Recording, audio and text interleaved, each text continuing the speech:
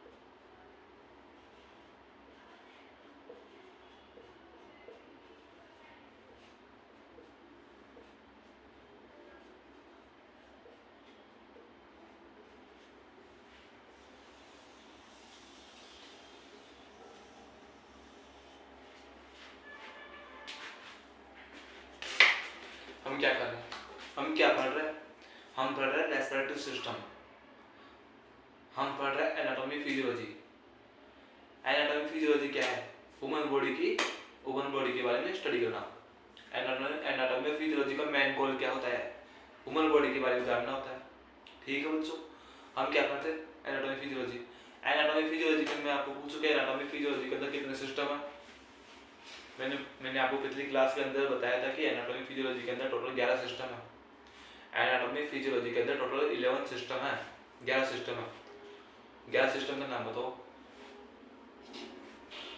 Respiratory system, digestive system, neural system, lymphatic system, skeletal system, nervous system और एक और हो गया सेल ऑर्गन्स हो गए, सेंसरी ऑर्गन्स हो गए। तो टोटल हमारे 11 सिस्टम है। टोटल कितने सिस्टम है, 11 सिस्टम है एनाटॉमी फिजियोलॉजी के अंदर। हम क्या कर रहे हैं, रेस्पिरेटरी सिस्टम। अब हमारे एनाटॉमी फिजियोलॉजी के अंदर टोटल 11 सिस्टम है और 11 सिस्टम है तो उसको 11 सिस्टम्स को पढ़ने का कुछ सीक्वेंस तो होगा। आप पूछोगे सर हमारे एनाटॉमी फिजियोलॉजी के अंदर टोटल 11 सिस्टम है तो हम सिस्टम को पढ़ेंगे कैसे, सिस्टम ग्रुप ऑफ ऑर्गन्स, उनके ऑर्गन्स को कैसे पढ़ेंगे, इनका पढ़ने वाला कुछ इनको याद करने का कुछ सीक्वेंस है क्या, सीक्वेंस मतलब क्रम है क्या। हाँ बच्चों, हर सिस्टम को पढ़ने का एक क्रम होता है, सीक्वेंस होता है। ये देखो, रेस्पिरेटरी सिस्टम हो, डाइजेस्टिव सिस्टम हो, रीनल सिस्टम हो, नर्वस सिस्टम हो, लिम्फेटिक सिस्टम हो, स्केलेटल सिस्टम हो, कोई सा सिस्टम हो, कोई सा भी सिस्टम हो, आपको क्या करना है, ये सारे कॉमन पॉइंट्स याद रखने हैं। ये क्या है सर, पहले तो कॉमन पॉइंट आपको बोले कि नोज के बारे में, नोज के बारे में नोज की एनाटॉमी बताओ, नोज की एनाटॉमी एंड फिजियोलॉजी एक्सप्लेन करो। तो नोज की एनाटॉमी फिजियोलॉजी कैसे एक्सप्लेन करोगे, पहले नोज के बारे में कॉमन पॉइंट लिखेंगे, फिर नोज की लोकेशन, नोज हमारी नाक कहाँ पर पाई जाती है उसकी लोकेशन बताएंगे, फिर नाक की आकार, हमारे नोज का शेप कैसा है वो बताएंगे, फिर नोज की साइज बताएंगे, फिर नोज का कलर बताएंगे, फिर ऑर्गन एसोसिएशन बताएंगे, फिर फंक्शंस, फिर पार्ट्स, स्ट्रक्चर, सबसे लास्ट में फंक्शंस बताएंगे। सबसे लास्ट में फंक्शंस बताएंगे, उससे पहले हम सीक्वेंस को ऊपर नीचे कर सकते हैं, लेकिन सबसे लास्ट में क्या आएगा, फंक्शंस आएंगे। फंक्शंस को हम सबसे पहले बीच में नहीं रख सकते, फंक्शंस को हम सबसे लास्ट में रखेंगे, उससे पहले हम सीक्वेंस को ऊपर नीचे कर सकते हैं अपने हिसाब से। तो आज हम आपका रेस्पिरेटरी सिस्टम स्टार्ट करने वाले हैं। आपका रेस्पिरेटरी सिस्टम के अंदर नोज आता है, पेरिनेजल साइनस आता है, फेरिंक्स आता है और लैरिंक्स आता है। नोज, पेरिनेजल साइनस, फेरिंक्स और लैरिंक्स। तो आज हम नोज स्टार्ट करने वाले हैं। आप इसका एक बार स्क्रीनशॉट ले लो।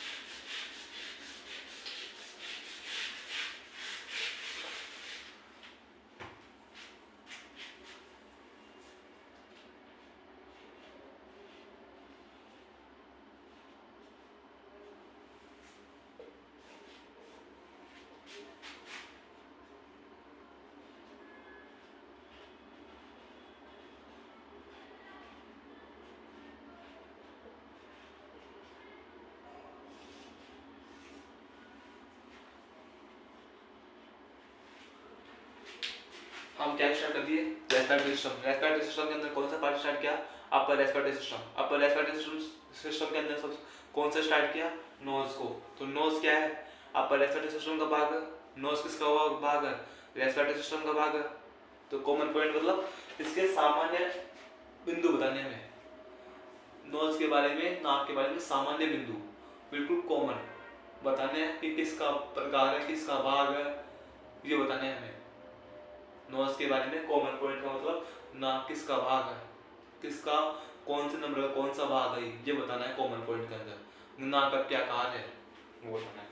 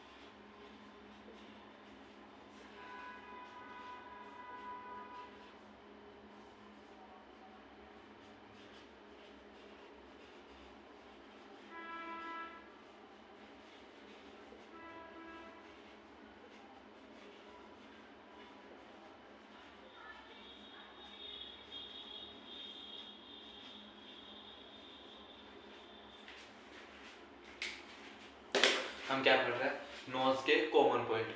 नोज के कॉमन पॉइंट मतलब क्या, मैंने कॉमन पॉइंट का मतलब क्या होता है कि नाक किसका भाग है, किसका प्रकार है, वो हमें कॉमन पॉइंट के अंदर बताना होता है। नोज के कॉमन पॉइंट मतलब नोज या इट, ये दोनों क्या है, नोज या इट, दोनों का मतलब एक है।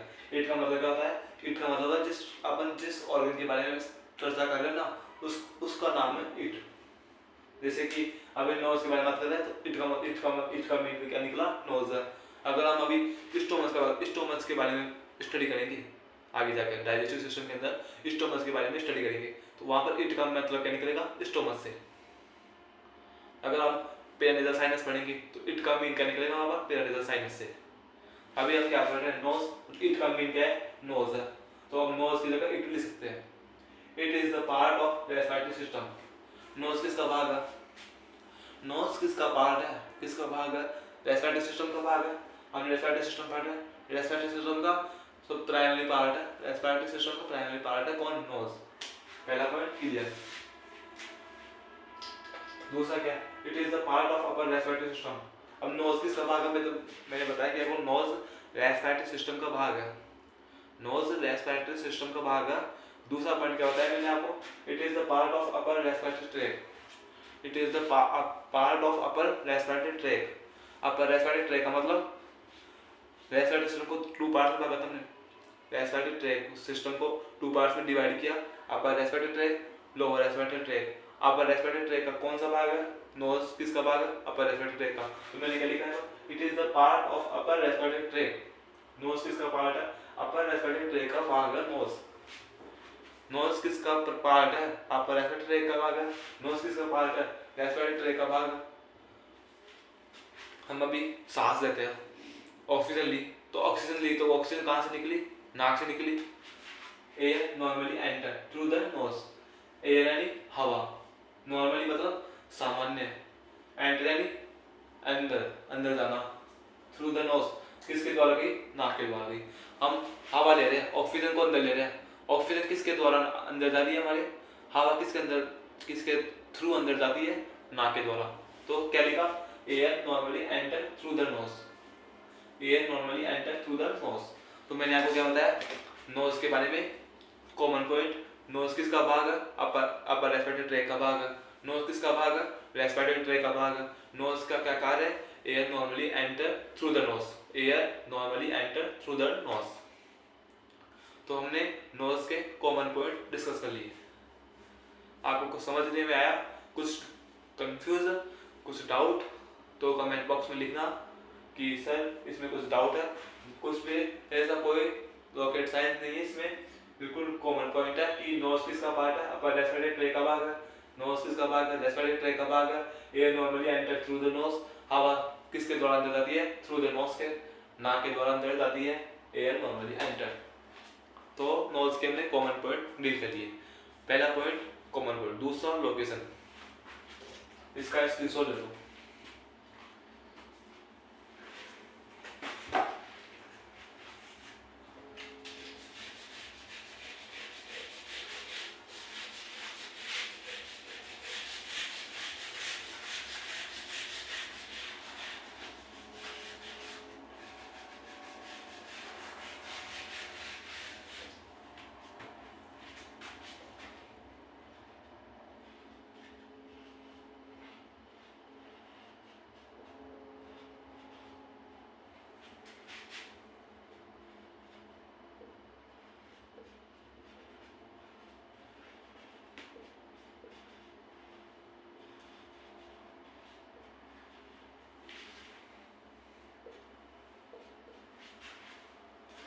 दूसरा पॉइंट होता है मैंने लोकेशन। लोकेशन मतलब स्थान, नोज स्थान मतलब वो ऑर्गन किस स्थान पर प्रेजेंट है। लोकेशन मतलब स्थान, वह कौन से ऑर्गन कौन से स्थान पर प्रेजेंट है। पहला पॉइंट कॉमन पॉइंट हमने डिस्कस कर लिया। दूसरा पॉइंट लोकेशन। अब नोज की लोकेशन क्या बताऊं, क्या नोज है, नोज की क्या है, दोनों क्या अपने आँख है, तो नोज का प्रेजेंट अपने दोनों आँख के बीच में, दोनों आँख के बीच में प्रेजेंट है नाक। ये क्या है, दो आँख अपनी, ये क्या है, दो आँख है, इन दोनों के बीच में क्या प्रेजेंट है, नाक प्रेजेंट है। तो इसको बोलेंगे between the eyes. Between the eyes मतलब दोनों आंखों के मध्य, बीच में, मिडल में, मिड में, location between the eyes.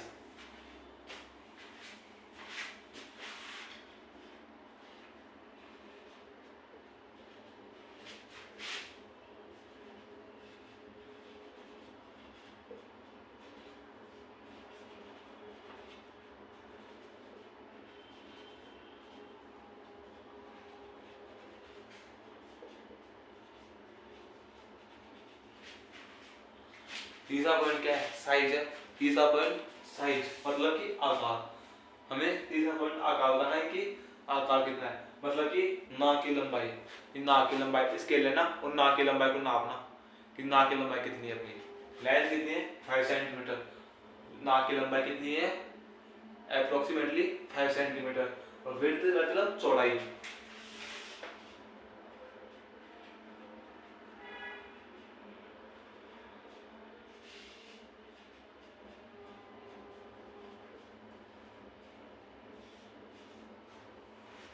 Width मतलब चौड़ाई। तो लेंथ नाक की लंबाई 5 सेंटीमीटर और विड्थ चौड़ाई 1.25 सेंटीमीटर। तो हमने नोज के बारे में कॉमन पॉइंट डिस्कस कर लिया, लोकेशन देख ली, साइज देख ली। कॉमन पॉइंट देख लिया, लोकेशन देख ली, साइज देख ली। नोज के हमने 3 पॉइंट्स कवर कर लिए, लोकेशन देख लिया, कॉमन पॉइंट्स देख लिया, साइज देख लिया। अब पूछोगे सर शेप। शेप बच्चों नाक की कोई त्रिभुजाकार शेप होती है नॉर्मली। अगर देखें तो नॉर्मली आपको एक त्रिभुज के समान आकार की संरचना नाक की दिखाई देती है। और इसका कलर अभी तक इतना मुझे अभी तक इतना आइडिया नहीं है, बुक के अंदर मैंने देखा नहीं कलर के बारे में। बाद में आपको मैं कमेंट में लिख कर बता दूंगा कि नाक का कलर। Organ of association. अब मैं आपको बता दूं अगला पॉइंट अपना, ऑर्गन ऑफ एसोसिएशन। इसका मतलब क्या होता है? इसका मतलब होता है बच्चों, ऑर्गन ऑफ एसोसिएशन मतलब है अंगों का जुड़ाव। ऑर्गन मतलब अंग, एसोसिएशन मतलब जुड़ना, अंगों का जुड़ना। मतलब कि ऊपर से किससे जुड़ा हुआ है, नीचे किससे जुड़ा हुआ है, साइड में किससे जुड़ा हुआ है, आगे की तरफ किससे जुड़ा हुआ है, पीछे साइड किससे जुड़ा हुआ है। ऑर्गन ऑफ एसोसिएशन बताना है हमें ये। अब इसके अंदर कुछ 4-5 वर्ड आएंगे, जैसे कि ऊपर को बोलते हैं हम सुपीरियरली, नीचे वाले को बोलते हैं इन्फीरियर, साइड वाले बोलते हैं लैटरल, सामने बोलते हैं एंटीरियर, पीछे वाले बोलते हैं पोस्टीरियर। अभी आपको समझ में नहीं आया होगा कुछ भी, इस तरह आपने क्या बोल दिया कि superior, inferior, lateral, anterior, posterior. बच्चों ये एनाटॉमिकल टर्म्स है। आप मेरे शॉर्ट वीडियो में जाना, वहां पर देखना आपको वीडियो मिलेगा एनाटॉमिकल टर्म से रिलेटेड। तो मैं आपको वहां पर अच्छे से समझने में आएगा कि superior, inferior, lateral, anterior, posterior ये क्या है, एनाटॉमिकल टर्म्स है। इसी तरह एनाटॉमिकल प्लेन होती है, इसी तरह एनाटॉमिकल मूवमेंट होती है। इन सब के वीडियो ना शॉर्ट रूप में मैंने शॉर्ट्स में डाल रखे हैं, आप वहां जाकर इनको अच्छे से समझ सकते हो। अब अगला पॉइंट है ना ऑर्गन ऑफ एसोसिएशन, उसका डिस्कशन हम अगले लेक्चर में करेंगे। इस लेक्चर को हम यहाँ तक कंप्लीट करते हैं। इसके आगे हम कल डिस्कशन करेंगे ऑर्गन ऑफ एसोसिएशन के बारे में, कल पढ़ेंगे। बाय।